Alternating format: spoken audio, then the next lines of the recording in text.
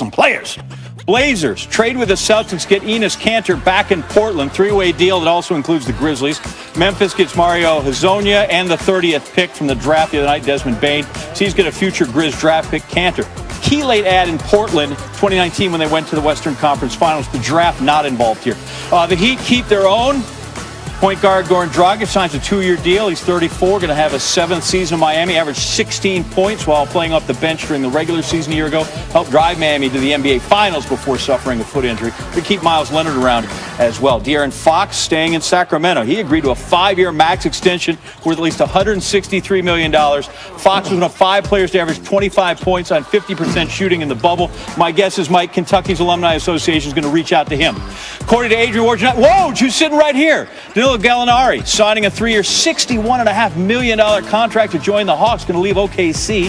Gallinari made 148 catch and shoot 3-pointers last season. That was 6th best in the league. And then this one just breaking, 6th man of the year. Of course, he's a Clipper. Montrez Harrell agrees to a 2-year deal with the Lakers. Going across town, playing in the same building, actually.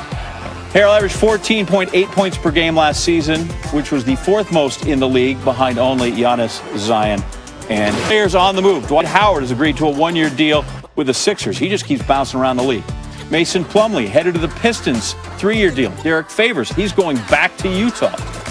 After some players staying put, Jordan Clarkson, Mizzou, agreed to a 4-year deal worth $52 million to stay with the Jazz.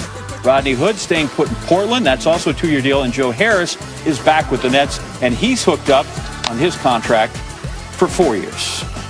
All right, Woj is here, scheduled for 3 minutes and 45 seconds, which would be the longest you've stayed off your phone in how long?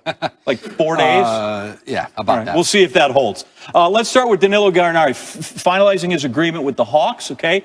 Does that impact, or how does it, with where Gordon Hayward's going to land? Well, it's certainly a team off the board for Gordon Hayward. They did have interest in him. Gallinari is a great pickup for the Hawks. That's a young team, a really good young core led by Trae Young. They want to get closer to the playoffs.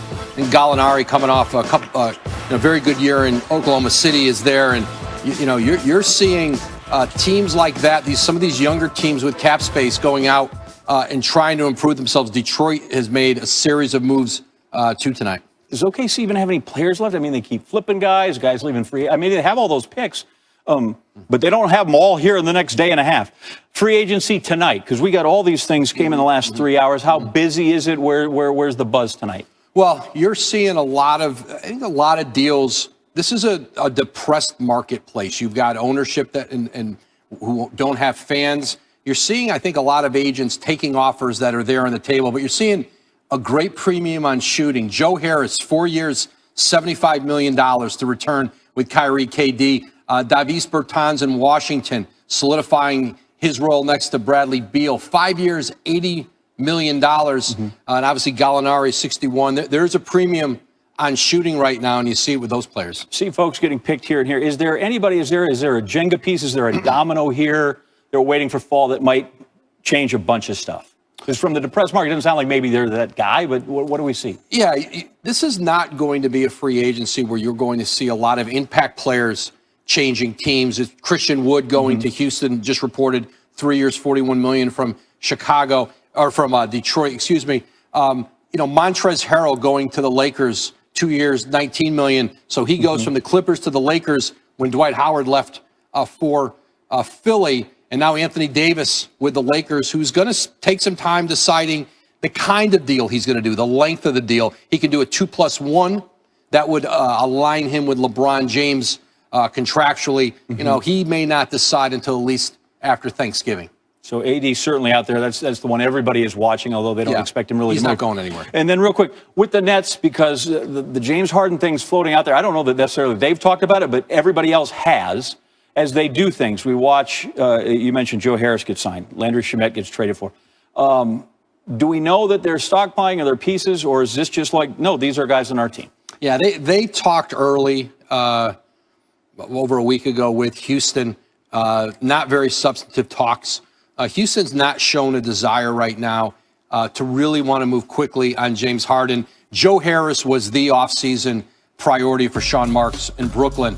He gets that $75 million deal. They bring Landry Shamet in, and we'll see. There's still more moves to be made in Brooklyn, but they're focused now on just having those complementary guys around KD and Kyrie, and Harris was at the top of the list to keep him. Really, because they get their big free agent addition from last year, this year, when Kevin Durant and the big player's still out there, Gordon Hayward. He's still talking. He's an unrestricted free agent. James Harden has spent the last 9 years being the face of the franchise in Houston, and he says he wants out. He's made it very clear, Tim Legler, he wants to go to the Brooklyn Nets. The question is, will he get his way? Let me ask you your thoughts as far as leverage is concerned, and that does matter this time of year, free agency underway. Does James have more leverage, the superstar player who says, I want out? Or do the Houston Rockets as a franchise have more leverage?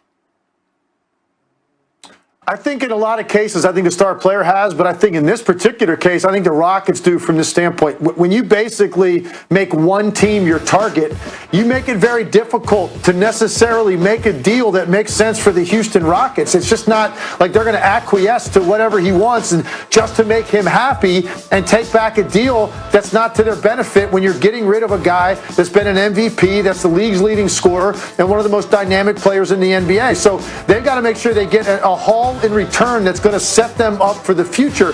So it's not that easy to do. If he just said, hey, I want to get out of Houston, and now the Rockets have more opportunity to explore more teams to make James Harden happy, I think then you could say he's got more leverage. But it's going to be difficult to make this happen in a short period of time.